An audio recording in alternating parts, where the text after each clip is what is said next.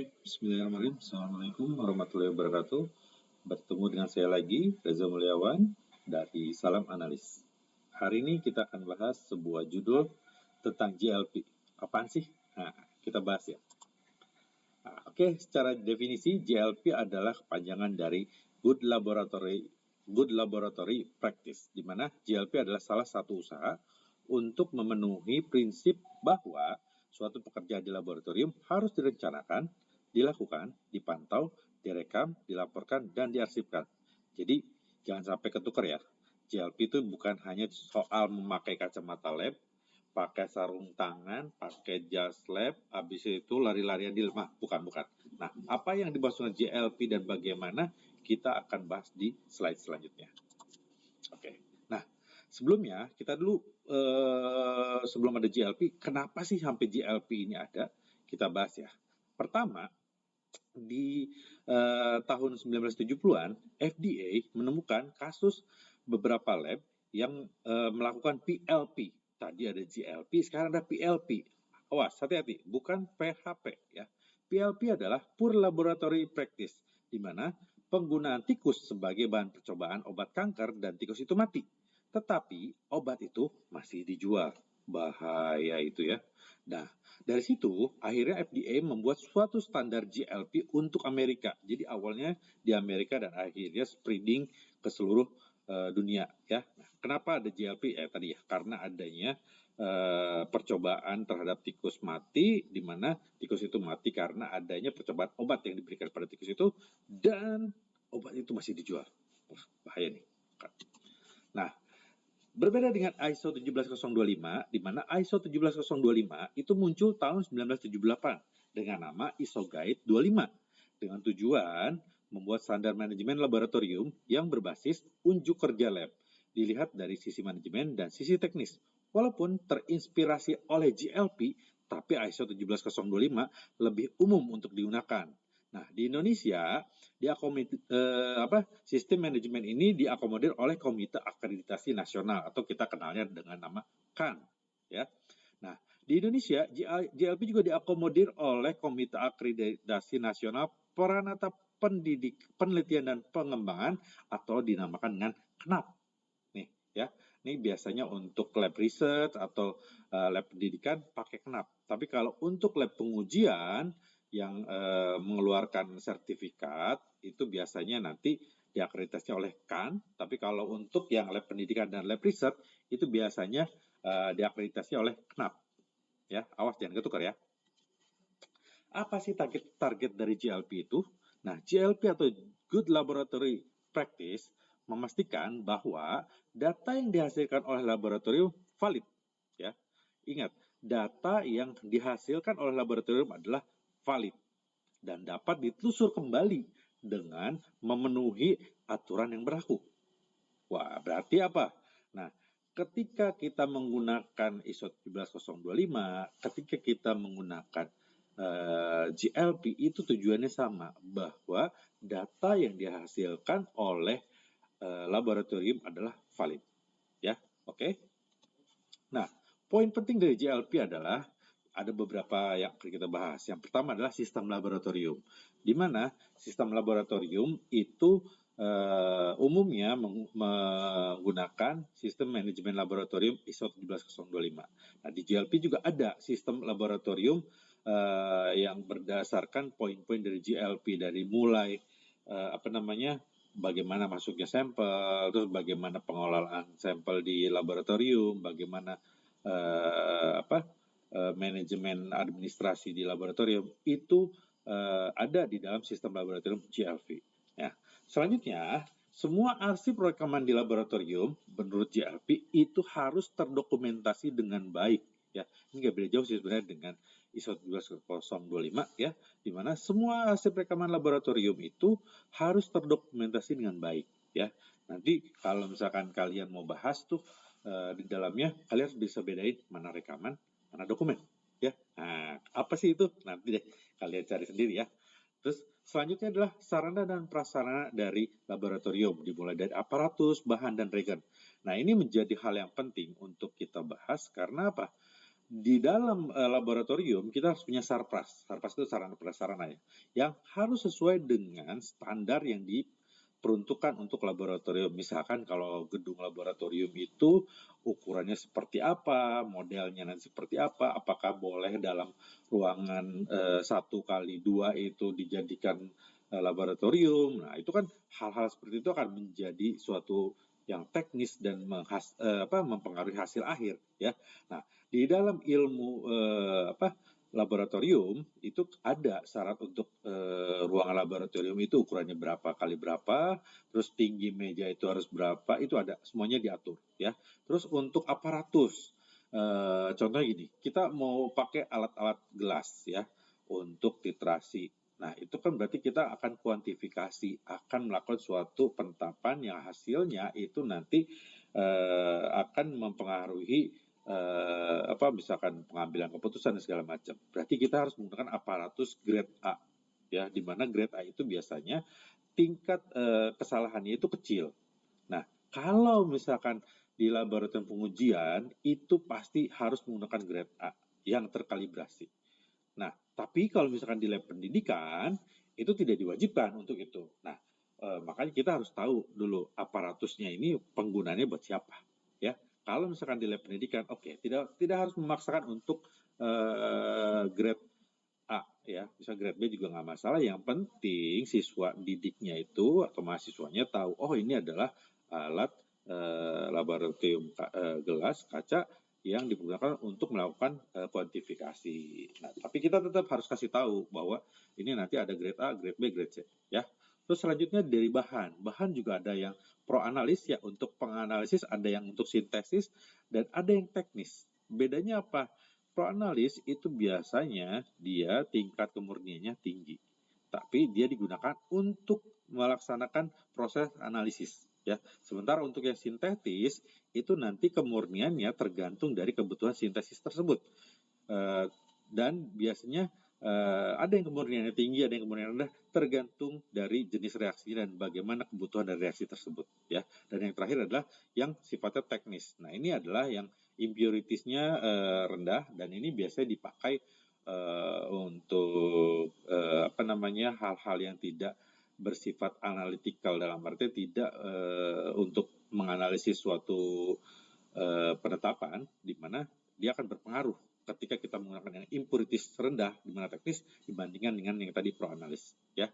Terus selanjutnya adalah sistem quality assurance. Nah, kita tahu ya, quality assurance ini adalah salah satu sistem untuk memastikan bahwa proses dari sistem ini berjalan dengan melihat beberapa parameter dan syarat keberterimaannya. Contoh gini, misalkan ketika suatu penetapan itu kita dituntut presisinya itu persen RSD-nya di bawah 5. Berarti nanti ketika ada hasil yang dimana presisinya itu di atas 5, itu akan di-reject atau diminta untuk diulang. Karena apa? Dia tidak masuk dalam sistem keberterimaan yang ditetapkan oleh QA. Ya, ini adalah salah satu poin penting dalam GLP adalah sistem QA-nya itu harus ada dan harus dijalankan. Ya. Nah, selanjutnya ada performa hasil uji, ya, di mana suatu performa hasil uji ini harus memenuhi kaidah-kaidah ilmiah dan memenuhi syarat keberterimaan yang ditetapkan. Kayak seperti tadi contoh dalam presisi, ada juga contoh lain. Misalkan kita menetapkan kadar menggunakan instrumentasi, di mana di situ ada linearitas dan di situ ada syarat. Ketika linearitas untuk menggunakan instrumentasi itu misalkan R-nya, nilai koefisien korelasinya adalah minimal itu 0,995. Berarti kita harus lebih itu. Ya, kenapa? Kalau di bawah itu berarti kurva kalibrasinya atau linearitasnya itu landai atau kurang bagi karena ada korelasi yang tidak sempurna antara perubahan konsentrasi dengan intensitas dari peralatan. Ya, jadi performa uji juga harus masuk dalam syarat keberterimaan. Lalu setelah itu kita lihat dari pelaporan hasil uji. Pelaporan hasil uji harus dapat telusur sampai ke data primer, ya.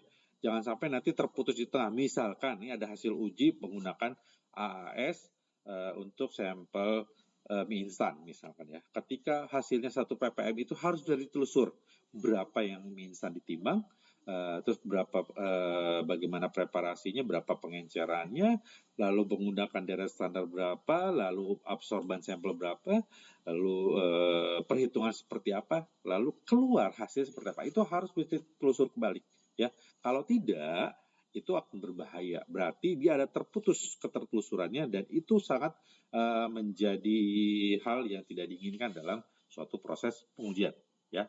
Terus yang selanjutnya adalah SOP. Ini sangat wajib. Semua laboratorium harus memiliki standar operating procedure. Ya, bagaimana nanti misalkan ada sampel nih, ada sampel cair, ada sampel padat, dan sampel gas itu kan beda penanganannya. Berarti dia harus punya cara ketika sampel cair datang apa yang harus dilakukan, ketika sampel padat datang apa yang harus dilakukan. Begitu juga di laboratorium.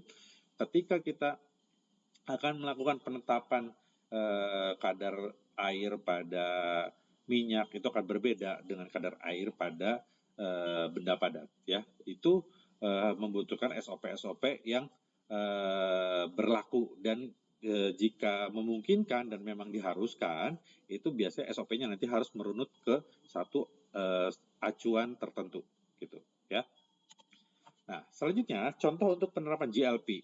Nah, ini kita lihat dari beberapa tempat atau beberapa bagian ya. Untuk di bagian regulasi ya, itu nanti penerapan GLP-nya itu kita mempunyai rules atau dokumentasi dari semua aturan yang berlaku ya. Sementara untuk organisasi dan personil itu untuk personil misalkan kita harus dia harus punya catatan training apa aja yang sudah pernah dia ikuti atau kompetensi apa yang sudah dia miliki ya. Terus dia juga harus punya CV ya. CV itu sekarang ada yang digital, ada bahkan ada beberapa menggunakan aplikasi. Contohnya aplikasi LinkedIn ya untuk menggunakan CV-nya gitu ya. Terus ada juga kalau untuk organisasi berarti dia harus menyediakan beberapa training yang mendukung kompetensi bagi personel ya. Sementara untuk fasilitas ya berarti organisasi harus memastikan bahwa semua sarana dan prasarana itu cukup memadai dan sesuai dengan persyaratan ya, baik itu bahan kimianya, baik itu labnya dan segala macamnya ya. Dan untuk peralatan berarti harus dilaksanakan kalibrasi, ada logbooknya, juga maintenance-nya jangan lupa ya, karena lebih baik peralatan itu di maintenance dengan baik daripada kita menunggu rusak atau tiba-tiba rusak gitu ya. Sementara untuk fasilitas operasional itu semuanya harus sesuai dengan standar yang diperlukan dan memiliki standar operating procedure yang sesuai peruntukannya ya. Sementara untuk tes kontrol dan reference substance itu kita menggunakan bahan-bahan kimia yang tidak lewat dari masa expire date-nya atau masa edarnya ya. Juga kita harus menyimpan bahan-bahan kimia tersebut sesuai dengan sistemnya ya. Jangan menyimpan bahan kimia menggunakan abjad. Itu bisa membuat kalian celaka ya. Ada caranya kok, nanti ada WGK, LGK kayak gitu kan bisa nanti untuk sebagai dasar menyimpan bahan kimia ya. Nah, untuk record and reports-nya itu harus ada laporan yang dengan jelas di mana laporan tersebut memiliki informasi yang lengkap dan mempunyai kesinambungan kapan dan di mana kejadian tersebut harus dicatat dan harus berdasarkan jangka waktu yang sesuai dan ditetapkan oleh sistem ya. Terus penyimpanan dari dokumen rekaman itu juga harus disediakan oleh organisasi di mana mau nyimpen secara hard copy atau soft copy. Kalau hard copy berarti dia nanti backupnya seperti apa, kalau soft copy juga seperti apa. Itu organisasi harus punya contohnya ya, harus punya sistemnya, harus punya backupnya gitu. Oke, nah ini saya mau bahas tentang GLP dalam hal equipment. Kenapa? Karena ini salah satu yang menjadi titik tumpu dari suatu laboratorium ketika kita menggunakan equipment-nya itu peralatan, apalagi instrumentasi. Hal-hal berikut harus dilakukan. Yang pertama adalah verifikasi, ya. Apa yang disebut verifikasi? Biasanya ketika kita membeli alat dan alat itu datang dan diinstal di tempat kita, lalu dilakukan IQ test. Nah, di mana IQ test itu adalah memastikan bahwa alat berfungsi dan sesuai dengan standar yang ada di manual book ya. Nah, di situ contohnya ini, untuk timbangan itu dites dengan anak timbang yang terkalibrasi, lalu dicek limit performanya berapa, apakah dia masuk dengan standar yang ada di manual book atau plus minusnya berapa nanti histeresis dan segala macamnya ya. Nah, terus juga bisa kita lakukan kalibrasi ya untuk equipment, terutama peralatan yang alat ukur ya, itu yang membutuhkan kalibrasi itu harus dilaksanakan. Kenapa? Dengan kalibrasi berarti kita dapat memastikan bahwa alat ukur kita itu sesuai dengan standar induknya. Contoh gini, apakah 1 gram yang kita timbang itu sama dengan 1 gram tempat lain? Nah, itu berarti kita harus memastikan. Dengan cara gimana? Contohnya, timbangan kita dikalibrasi oleh anak timbang yang dikalibrasi kepada standar yang lebih tinggi. Dan biasanya itu anak timbangnya itu dikalibrasikan ke kalau di lab saya kemarin itu kita kalibrasikan ke Kim LIPI ya di Serpong itu standar nasional Indonesia ada di sana ya. Jadi ketika kita di alat anak timbang kita kalibrasikan sana dan keluar hasil kalibrasinya, berarti anak timbang kita itu sudah tertelusur sampai ke standar nasional yang ada di Kim LIPI. Di mana standar nasional yang Kim LIPI punya itu tertelusur sampai ke standar induk yang ada di Prancis. Jadi ketika kita melaksanakan itu, apa yang kita timbang 1 gram di laboratorium kita itu dapat dipastikan sesuai dengan dapat telusur atau sesuai dengan standar induknya yang ada di Prancis. Ya. Terus yang ketiga adalah standarisasi, ya, di mana ini ketika kita berbicara tadi verifikasi, kalibrasi, dan standarisasi, itu adalah sesuatu yang kemungkinan sama ya, tapi ini kita bisa lakukan dengan membandingkan beberapa equipment ya. Contohnya gini, ini ada termometer yang terkalibrasi dan ada termometer yang terkalibrasi. Lalu kita laksanakan membacakan di tempat yang sama atau pada suatu satuan yang memang sudah diketahui nilainya, sehingga di situ bisa kita bandingkan mana yang lebih standar gitu. Oke, mungkin itu saja yang bisa saya bahas mengenai GLP. Semoga bisa membantu kalian. Salam analis.